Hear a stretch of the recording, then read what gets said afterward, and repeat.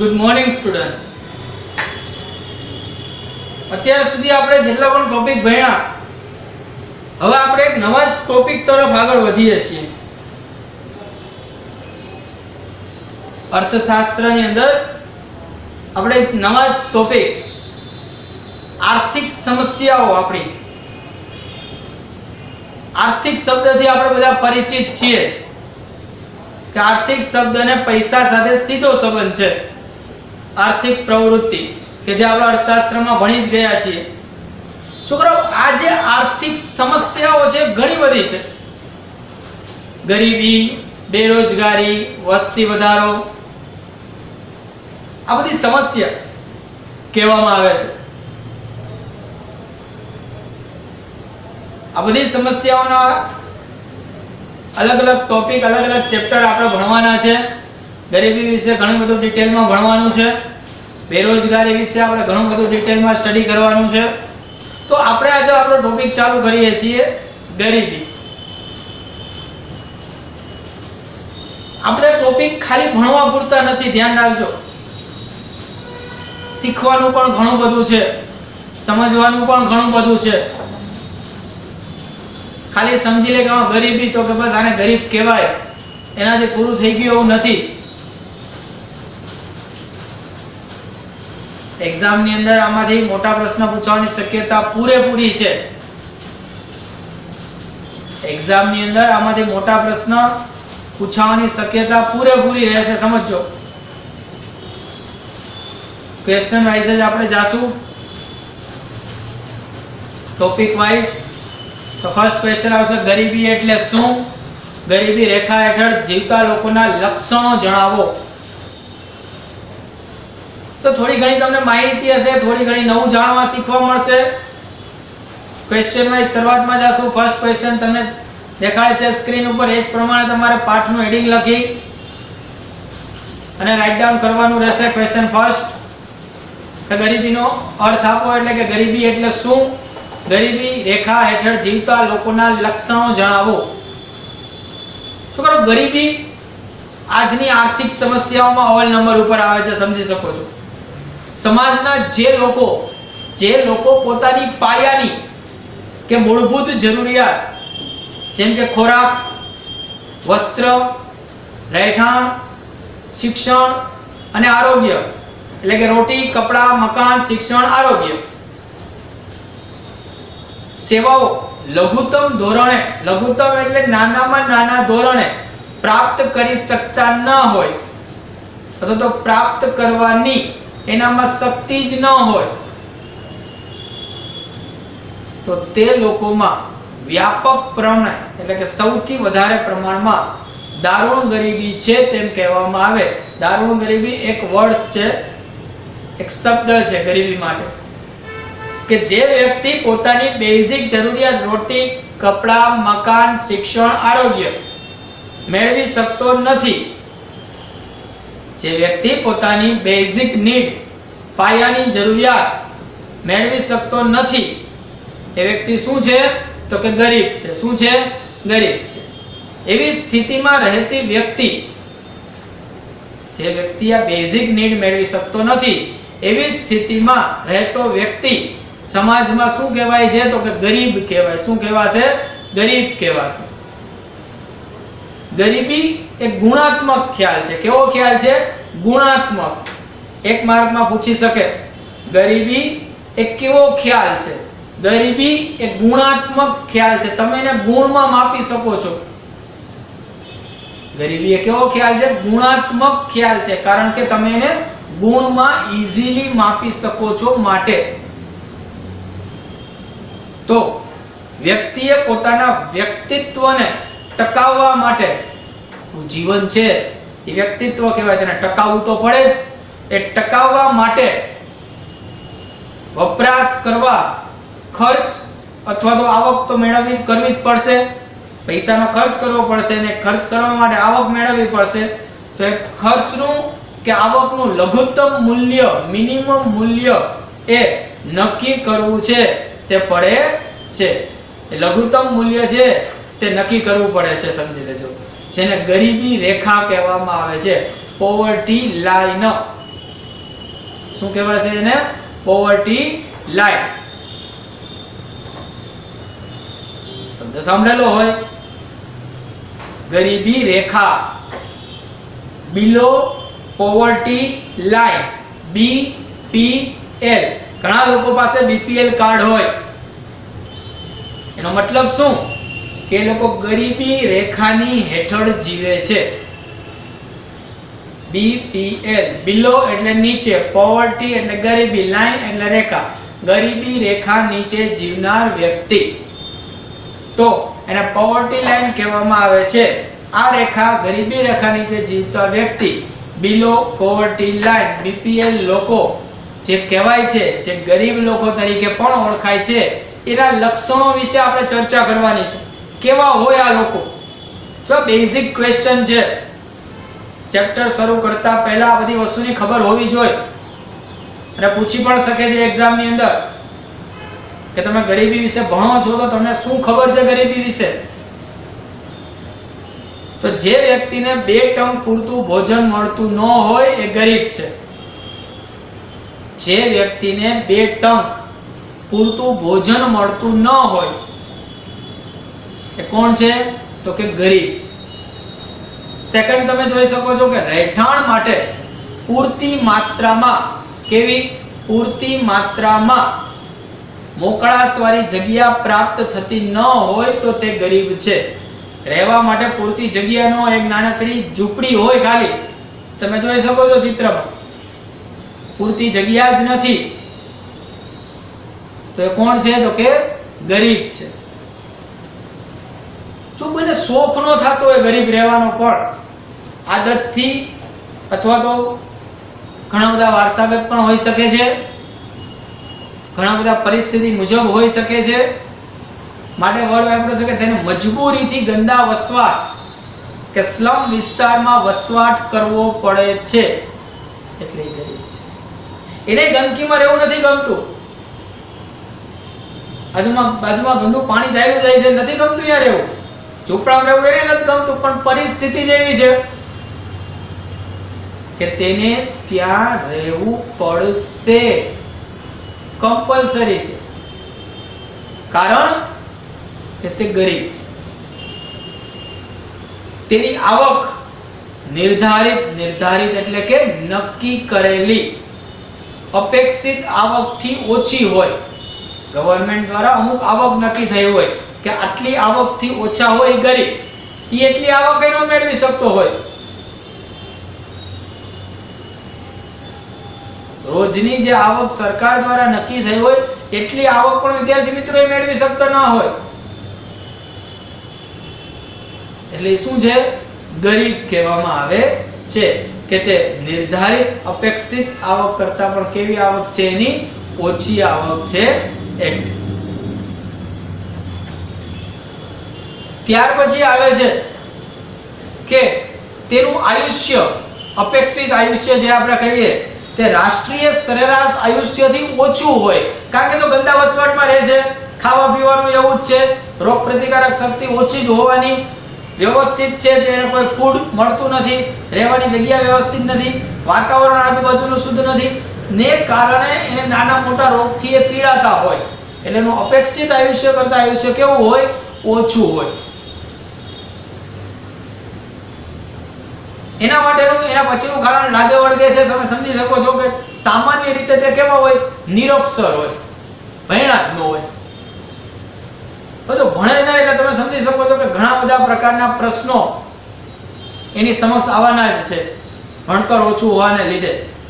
તો કહેવાનો મતલબ કે સામાન્ય રીતે તે નિરક્ષર છે, એટલે પણ શું છે? તે ગરીબ છે. સમજો, તે સતત પોષણ શ્રમ આહારના અભાવે, પોષણ શ્રમ આહાર એટલે શું? કે જે આહાર એને પોષણ આપી શકે તેવો હોય, એ પોષણ શ્રમ આહારના અભાવે નાના મોટા રોગથી પીડાતા હોય. જે અગાઉ આપણે જોયું કે રોગ પ્રતિકારક શક્તિ જેવા પ્રકારની હોય કે નાના મોટા રોગથી પીડાતા જ હોય, એટલે પણ શું છે? ગરીબ. તેમના બાળકોને કુટુંબની આવકમાં વધારો કરવા માટે ભણવાની ઉંમરે શું કરવું પડતું હોય છે? મજૂરી અથવા તો કામ ધંધે છે તે જવું પડતું હોય છે. ભણવાની ઉંમરેના બાળકો કામ ધંધે જતા હોય છે, મજૂરી કરતા હોય છે, ભીખ માંગતા હોય છે,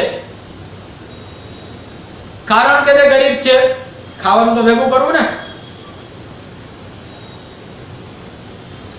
તો કામ ધંધે જાય, મજૂરી કરવા જાય એટલે ભણવાનું તો થવાનું નથી, એમાં તો મન લાગે નહીં. એ પણ એક પ્રશ્ન સામેથી ઊભો થશે. તેમના બાળકોનું કુપોષણને કારણે બાળ મૃત્યુદરનું પ્રમાણ ઊંચું હોય. કુપોષણ એટલે શું? તો કે વ્યવસ્થિત પોષણ ન મળતું હોય એને કહેવામાં આવે છે કુપોષણ. વ્યવસ્થિત પોષણ ન મળતું હોય એને કહેવામાં આવે છે કુપોષણ. તો એ કુપોષણને કારણે એના બાળકોનો મૃત્યુદર પણ કેવો હોય છે? વધારે હોય છે. ત્યાંથી તો છોકરાઓ, ભારત દેશમાં આવી ગરીબી ઘણી બધી છે. ભારત દેશમાં આવી ગરીબી વિદ્યાર્થી મિત્રો ઘણી બધી છે. સ્ટેટ વાઇઝ પણ તમે જોઈ શકો છો, ઘણા બધા પ્રકારની ગરીબી છે તે ભારત દેશમાં જોવા મળે છે. કે અમુક રાજ્યોમાં સામાન્ય રીતે તમે જુઓ તો કે ભાઈ મધ્યપ્રદેશ છે, અસમ છે, ઓડિશા, બિહાર, અરુણાચલ પ્રદેશ, મણિપુર, ઝારખંડ, છત્તીસગઢ, આ બધા રાજ્યોમાં ગરીબી ઘણી વધારે છે. 30-30%, 40-40%ની ગરીબી છે તે જોવા મળે છે. બિહાર છે, ઓરિસ્સા છે, એમાં તો ઘણી બધી વખત તમે જો 45-50% આજુબાજુમાં ગરીબ લોકો જોવા મળે છે. જ્યારે અમુક રાજ્ય જેમ કે ગોવા, કેરળ, હિમાચલ પ્રદેશ છે, પંજાબ, સિક્કિમ, આંધ્રપ્રદેશ, એમાં ગરીબી 10% થી ઓછી છે. તો અમુક રાજ્યમાં ગરીબી બહુ ઓછી છે અને અમુક રાજ્યમાં ગરીબી બહુ વધારે છે. આ ડિફરન્સ છે ગરીબીનો કે જે આપણે ઈઝીલી જોઈ શકીએ છીએ. જો ગરીબી છે એને સામાન્ય રીતે ખાલી ભારત દેશમાં જ એ ગરીબીને સોલ્વ કરવા માટે ઘણા બધા પ્રકારના કાર્યો કરવામાં આવે છે. પણ આ પરિસ્થિતિ છે ને એક ગુણાત્મક ખ્યાલ છે જે આપણે પહેલાય જોયું. કેવો ખ્યાલ છે? ગુણાત્મક ખ્યાલ છે. તો ગરીબીનું અમુક સ્વરૂપ આપણી સમક્ષ મૂકવામાં આવેલું છે કે સાપેક્ષ અને નિરપેક્ષ બે પ્રમાણે ગરીબીની ગણતરી કરવામાં આવે છે. ગરીબીનું કાઉન્ટિંગ છે તે કરવામાં આવે છે. આપણે સૌથી પહેલા શું જોયું કે ભાઈ ગરીબી એટલે શું? ભારત દેશમાં ગરીબીની પરિસ્થિતિ વિશે ચર્ચાઓ કરી. ત્યાર પછી આપણે હવેના સ્વરૂપ વિશે ચર્ચા કરીશું. વિદ્યાર્થી મિત્રો, આ ચેપ્ટરમાં આપણે ગરીબી વિશે માહિતી મેળવવાની છે. ગરીબી એક આર્થિક સમસ્યા છે, સાથે બેરોજગારી પણ આવશે. તો ગરીબી, બેરોજગારી આ બધી શું છે? આર્થિક સમસ્યાઓ છે. Once again I repeat you કે જે ક્વેશ્ચન તમને બોર્ડ ઉપર આપેલો છે, ફર્સ્ટ ક્વેશ્ચન આપણે સમજાવ્યો, એ જ ક્વેશ્ચન તમારે રાઇટ ડાઉન કરવાનો રહેશે એ જ પ્રમાણે. રેડી? થોડુંક ક્વેશ્ચન વાઇઝ આપણે જાશું. Thank you. ઓકે, તો આપણે ક્વેશ્ચનની શરૂઆત કરીએ કે ગરીબીનું સ્વરૂપ કેવું છે. તો ગરીબીનું જે સ્વરૂપ છે વિદ્યાર્થી મિત્રો, એને બે ભાગમાં વહેંચવામાં આવેલું છે. એક સાપેક્ષ ગરીબી અને એક નિરપેક્ષ ગરીબી. એક સાપેક્ષ ગરીબી અને બીજું આવે છે નિરપેક્ષ ગરીબી. ભારતમાં ગ્રામીણ અને શહેરી આ બંને પ્રકારની ગરીબી પણ જોવા મળે છે. ગામડાની ગરીબી પણ જોવા મળે છે અને શહેરની ગરીબી પણ જોવા મળે છે. ગરીબી રેખા બધા માટે હોય છે. તો આપણે જે ટોપિક કરી છે, ભારતમાં ગરીબી રેખા નીચે જીવતી વ્યક્તિઓની સંખ્યા જાણવા માટેની બે રીત છે. પહેલું, કોઈ એક કુટુંબ દ્વારા વિભિન્ન વસ્તુ, વિભિન્ન એટલે અલગ અલગ વસ્તુ કે જે યુઝ કરે છે તેવી વસ્તુઓ. તો આ જે વિભિન્ન વસ્તુઓ જે છે એની પાછળ કરવામાં આવતો ખર્ચ કેટલો છે સમજો. બધા વ્યક્તિઓનો ખર્ચ અલગ અલગ હોય છે, ખાસ ધ્યાનમાં રાખજો. મનુષ્ય વસ્તુઓ પાછળ જે ખર્ચ કરે છે એ એક સરખો નથી હોતો. આજે કોઈ એક વ્યક્તિ 1000 રૂપિયાનું ટી-શર્ટ પહેરતો હોય, કોઈ 500 રૂપિયાનું ટી-શર્ટ પહેરતું હોય, કોઈ 200 રૂપિયાનું ટી-શર્ટ પહેરતું હોય, કોઈ 3000 રૂપિયાનું ટી-શર્ટ પહેરતું હોય. વસ્તુ એક જ છે, ટી-શર્ટ. પણ એની પાછળ કરવામાં આવતો ખર્ચ કેવો છે વિદ્યાર્થી મિત્રો? અલગ અલગ છે. તો જે ખર્ચ છે એ કેવો છે? અલગ છે. કેવો છે? અલગ છે. તો એ અલગ કરવામાં આવતા ખર્ચને આધારે, કના આધારે? ખર્ચને આધારે, અને બીજું કુટુંબમાં મેળવેલી આવકને આધારે. એ તો ખબર પડી જ જાય કે જો ખર્ચ વધારે હશે તો આવક કેવી હશે? વધારે. ખર્ચ કેવો હશે? વધારે હશે તો આવક કેવી હશે વિદ્યાર્થી મિત્રો? ઓબ્વિયસલી વધારે હોવાની. રેડી? ખર્ચ હશે વધારે તો આવક કેવી હોવાની? હંમેશા વધારે હોવાની. તો બીજો પોઈન્ટ છે કુટુંબ દ્વારા મેળવેલી કુલ આવકના આધારે, કે કુટુંબ દ્વારા કેટલી આવક મેળવેલી છે એના આધારે. એપ્રોક્સિમેટલી સભ્ય સંખ્યા અહીં 5 છે તે રાખવામાં આવેલી હોય છે. એના આધારે પ્રકાર પાડવામાં આવે છે કે 5 ને ધ્યાનમાં રાખી અને તમને માહિતી સમજાવવામાં આવે. તેમાં બે પ્રકાર છે, એક સાપેક્ષ અને એક નિરપેક્ષ. તો આપણે સાપેક્ષ વિશે પહેલા ભણશું કે સમાજની જુદી જુદી આવક. શું આવક? આવક એટલે પૈસા કમાવા, પૈસા મેળવવા. તો એ આવક ધરાવતા વર્ગમાંથી જો કોઈ જૂથ એટલે 5 વ્યક્તિઓનું જૂથ જે આપણે જોયું તે અન્ય કરતા ઓછી આવક મેળવતું હોય તો એ શું છે? સાપેક્ષ ગરીબ છે. કોની સાપેક્ષમાં? જે તે વ્યક્તિની સાપેક્ષમાં. એક્ઝામ્પલ આપેલું છે કે ધારો કે 3 વ્યક્તિઓની આવક તમને નીચે આપેલી છે. A ની આવક 50,000 છે, B ની આવક 25,000 છે, C ની આવક 10,000 છે. હવે આ ત્રણેય વ્યક્તિની આવક તમે જો અલગ અલગ છે. હવે આની સાપેક્ષ કરો જો A ની સાપેક્ષમાં B. A ની આવક કેટલી છે? 50,000. B ની આવક છે 25,000. તો ગરીબ કોણ થયું? તો કે B. કોની સાપેક્ષમાં? તો કે A ની સાપેક્ષમાં. અને A ની આવક 50,000 છે, B ની આવક 25,000 છે. હવે B અને C ની સાપેક્ષતા કરો. કોણ ગરીબ થયું? તો કે સાહેબ 10,000 આવક છે ઈ.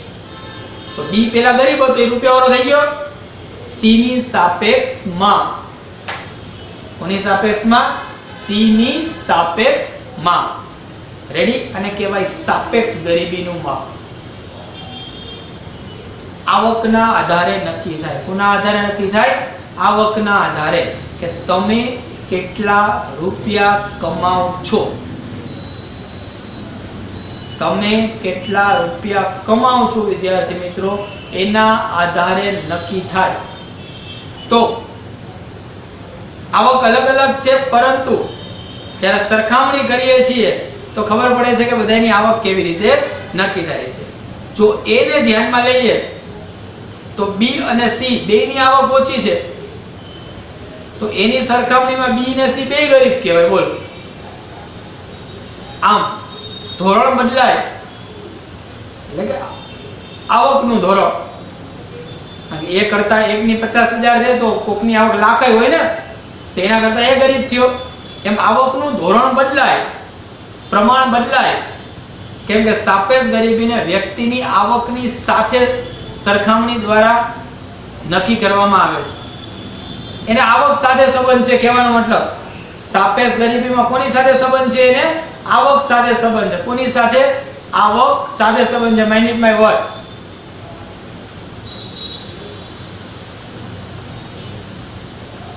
હવે આપણે જે સાપેક્ષ ગરીબી જોઈ એ ગ્રામ્ય અને શહેર બંનેમાં અલગ અલગ હોય છે, અલગ અલગ પ્રકારે હોય છે. હવે આપણે એમાં જોવાનું છે નિરપેક્ષ ગરીબી. શું જોવાનું છે? નિરપેક્ષ ગરીબી. તો નિરપેક્ષ ગરીબી છે એ કોને કહેવામાં આવે? તેને ખર્ચ સાથે સંબંધ છે. સમાજના લોકો પોતાની મૂળભૂત પાયાની જરૂરિયાતવાળી જે વસ્તુઓ છે, જે સેવાઓ છે, બેઝિક નીડ, રોટી કપડા મકાન, શિક્ષણ, આરોગ્ય, એની પાછળ કેટલો ખર્ચ કરે છે? શું કરે છે? લઘુત્તમ ખર્ચ કરે છે. એને પ્રાપ્ત કરવા માટે ખર્ચ તો કરવો જ પડે. તો તે વ્યક્તિને નિરપેક્ષ ગરીબ કહેવામાં આવે છે, કે જે વ્યક્તિ મિનિમમ પણ મેળવી શકતો નથી. આ વસ્તુ મેળવવા માટે પણ મિનિમમ તમારી પાસે ખર્ચ કરવા માટેની લાયકાત હોવી જરૂરી છે.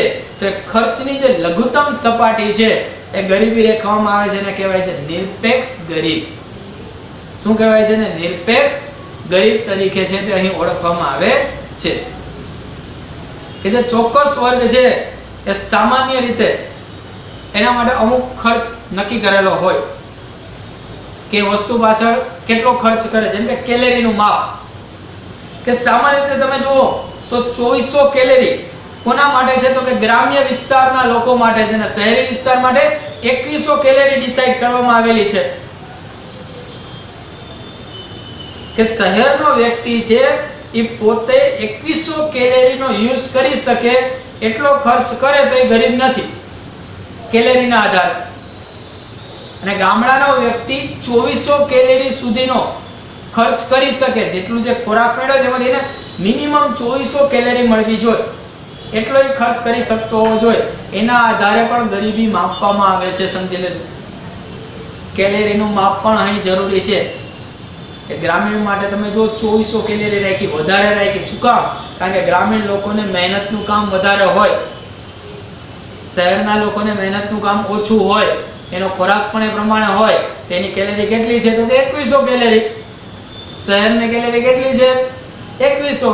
ગ્રામીણની કેલેરી કેટલી છે? તો કે 2400 કેલેરી. તો ખાસ ધ્યાનમાં રાખજો, આ પ્રમાણ પણ ડિસાઈડ કરવામાં આવેલું છે. શેના માટે? તો કે કેલેરી માટે ડિસાઈડ કરવામાં આવેલું છે. સમજી લેજો. સમય પ્રમાણે સાપેક્ષ અને નિરપેક્ષ બંને પ્રકારની કેલેરી, સમય પ્રમાણે સાપેક્ષ અને નિરપેક્ષ બંને પ્રકારનું ગરીબીનું સ્વરૂપ છે તે આપણી સમક્ષ રહેલું જ છે. બંને પ્રકારના લોકો આપણા દેશમાં જોવા મળે. વિકસિત દેશ અને વિકાસશીલ દેશ બંનેમાં આનું પ્રમાણ છે જ. સમજી લેજો. પણ સમય મુજબ આમાં નાના મોટા ચેન્જીસ છે એ થતા જોવા મળે છે. તો ક્વેશ્ચન આપણે જોયો સાપેક્ષ ગરીબી અને નિરપેક્ષ ગરીબી વિશે. રેડી? તો વિદ્યાર્થી મિત્રો, નેક્સ્ટ ક્વેશ્ચન આપણી સમક્ષ આવે છે, ભારતમાં ગરીબીનું વર્ણન કરો. કે ભારતમાં ગરીબી કેટલી છે? જો આમાં આંકડાકીય માહિતી આવશે થોડી ઘણી. તો ભારતમાં આયોજન પંચ છે, જે પંચવર્ષીય યોજનાઓ બનાવતું હોય એ આયોજન પંચ છે. એ છોકરાઓ, એ આયોજન પંચે 2011-12માં ભારત, કારણ કે વસ્તી ગણતરી દર 10 વર્ષે થાય તે પ્રમાણે જ ગરીબી અને બેરોજગારીનો ખ્યાલ આવે. તો આયોજન પંચે ગરીબી રેખા નક્કી કરવા માટે ગ્રામીણ ક્ષેત્રે, સમજો આપણે પહેલા કેલેરી જોઈ હતી. ગામડામાં કેટલી કેલેરી? 2400 કેલેરી. શહેરમાં કેટલી કેલેરી? 2100 કેલેરી. હવે અહીંયા પૈસા આવ્યા કે ગ્રામીણ ક્ષેત્રે માથાદીઠ માસિક વપરાશી ખર્ચ 816 રૂપિયા. કે ગામડાનો વ્યક્તિ દર મહિને 816 રૂપિયા છે એનો ખર્ચ કરી શકતો હોવો જોઈએ. અને અર્થાત કુટુંબ દીઠ ખર્ચ કેટલો? કુટુંબ દીઠ ખર્ચ કેટલો હોવો જોઈએ? તો કે 4080 રૂપિયા હોવો જોઈએ ગામડાના વ્યક્તિ માટે. કોના માટે? ગામડાના વ્યક્તિ માટે. એક વ્યક્તિનો 816 રૂપિયાનો ખર્ચ અને કુટુંબનો ખર્ચ કેટલો? 4080. અહીંયા મને ખબર જ છે કે 5 વ્યક્તિની ગણતરી થાય છે. કુટુંબમાં કેટલા વ્યક્તિ? 5. એક વ્યક્તિનો 816 રૂપિયા, આખા કુટુંબનો 4080 રૂપિયા સુધીનો ખર્ચ છે એ કરી શકતો હોવો જોઈએ. જ્યારે શહેરમાં એ આવક, એ ખર્ચ વધી જાય છે. 816 ની જગ્યાએ વ્યક્તિ દીઠ કેટલો થઈ જાય છે? 1000 રૂપિયા. અને કુટુંબનો કેટલો થઈ જાય? 5000 રૂપિયા થઈ જાય છે. તો 1000 અને કુટુંબ દીઠ વપરાશી ખર્ચ કેટલું છે? 5000 નું પ્રમાણ છે તે નિર્ધારિત, એટલે કે નક્કી કરવામાં આવેલું છે. આ ખાસ ધ્યાનમાં રાખજો. આ બધા જ માપદંડ મુજબ 2011-12 ની સાલમાં ગરીબી રેખા ઘટીને સામાન્ય રીતે 27 કરોડની ગણતરી હતી. કેટલી? કેવો આંકડો સામે એવો? 27 કરોડ ગરીબીનું પ્રમાણ છે તે કુલ વસ્તીના 21.9% જેટલું પ્રમાણ જોવા મળતું હતું ગરીબીનું. ભારતમાં કેટલું પ્રમાણ? 21.9% પ્રમાણ. એપ્રોક્સિમેટલી 27 કરોડ આસપાસ ભારત દેશમાં ગરીબો છે તે હોવાનો અંદાજ હતો. કે જે શહેરમાં હોય અને 1000 કરતાંય ઓછું ખર્ચ કરી શકતા હોય, માંડ કરી શકતા હોય, ગામડામાં 816 જ. હવે તમે વિચાર કરો એની પરિસ્થિતિ કેવી હશે. વિશ્વ બેંકે જો જ્યારે વર્લ્ડ બેંક આવે ત્યારે બધી વસ્તુ ડોલરમાં માપવામાં આવે, ખાસ ધ્યાનમાં રાખજો.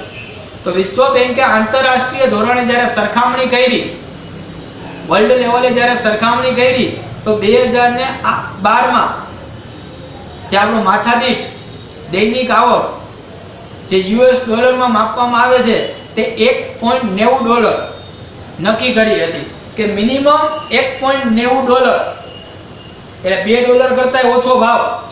એ સમય જે ડોલરનો ભાવ જે હાલતો હોય એ પ્રમાણે 1.90 એટલે 1.9 રેડી $2 કરતાં ઓછો ભાવ નક્કી કરી હતી. જે ગરીબી રેખાનું પોષણ છે કે જે વ્યક્તિ $1.9 થી ઓછું કમાતી હોય એ ગરીબ. $1.9 થી ઓછું કમાતી હોય શું કહેવાય? તો કે ગરીબ. જ્યારે વિશ્વ બેંકના અહેવાલ પ્રમાણે 2010 પછી જ્યારે જે ભારત રીતે ડોલર મુજબ $1.90 સુધીની આવક તમારે કમ્પલસરી કમાવી જ પડે તો જ તમે ગરીબી રેખા છે એની અપર લેવલ આવો. એટલે આપણે ગણીએ કે $2 થી વધારે કમાતા હોય તો આપણે ગરીબી રેખાની અપર લેવલે આવીએ. પણ તમે જોઈ શકો છો કે એટલું પણ નથી કરી શકતા. એને કારણે ભારતમાં તમે જોવો છો કે ગરીબીનું પ્રમાણ છે તે વધતું જ જાય છે. સામાન્ય રીતે સૌથી વધુ ગરીબીમાં આપણે જોયું કે ભાઈ છત્તીસગઢ, તો છત્તીસગઢમાં પણ ગરીબી ઘણી બધી વધારે છે. ગોવામાં સૌથી ઓછી ગરીબી જોઈ શકાય છે. શું કામ? કે તો સ્ટેટે નાના મોટા છે એટલે નાના મોટા ચેન્જીસ તો રહેવાના જ છે. પણ આ સાપેક્ષ અને નિરપેક્ષ ગરીબી જે છે એનું માપન આ રીતે છે તે નક્કી કરવામાં આવે. સાપેક્ષ અને નિરપેક્ષ ગરીબીનું જે માપન છે તે આ રીતે નક્કી કરવામાં આવે છે, સમજી લેજો. તો વિદ્યાર્થી મિત્રો, અહીંયા આપણે આ જે ક્વેશ્ચન છે સાપેક્ષ ગરીબી અને નિરપેક્ષ ગરીબી કે કમ્પ્લીટ કરીએ. કોષ્ટક જે છે તમને બોર્ડ ઉપર એકવાર દેખાડવામાં આવશે કે તમે જોજો કે ભાઈ ટકાવારી પ્રમાણે 10% થી લઈ અને 40% સુધી જે ગરીબીનું પ્રમાણ છે ભારત દેશમાં નક્કી કરવામાં આવેલું છે તે કઈ રીતનું છે કે 10% થી ઓછામાં ગોવા, કેરળ, હિમાચલ પ્રદેશ, સિક્કિમ, પંજાબ, આંધ્રપ્રદેશ આ બધા રાજ્યો આવે છે. 10 થી 20%માં જમ્મુ કાશ્મીર, હરિયાણા, તમિલનાડુ, ગુજરાત, રાજસ્થાન, મહારાષ્ટ્ર, ત્રિપુરા આ બધા રાજ્ય આવે. 20 થી 30% પશ્ચિમ બંગાળ, મિઝોરમ, કર્ણાટક, ઉત્તર પ્રદેશ આવે છે. 30-40% મધ્યપ્રદેશ, અસમ, ઓડિશા, બિહાર, અરુણાચલ પ્રદેશ, મણિપુર, ઝારખંડ, છત્તીસગઢ આવે છે. ક્વેશ્ચન સાપેક્ષ નિરપેક્ષ લખો. એના પછીનો ક્વેશ્ચન જે આપણે જોયો એ ક્વેશ્ચન કમ્પ્લીટ થાય એમાં કોષ્ટક પણ તમારે સાથે લખવાનું રહેશે કે ગરીબીનું માપન, ત્યાર પછી ગરીબી રેખા એકચ્યુઅલમાં શું છે ભારત દેશમાં. રેડી? Thank you.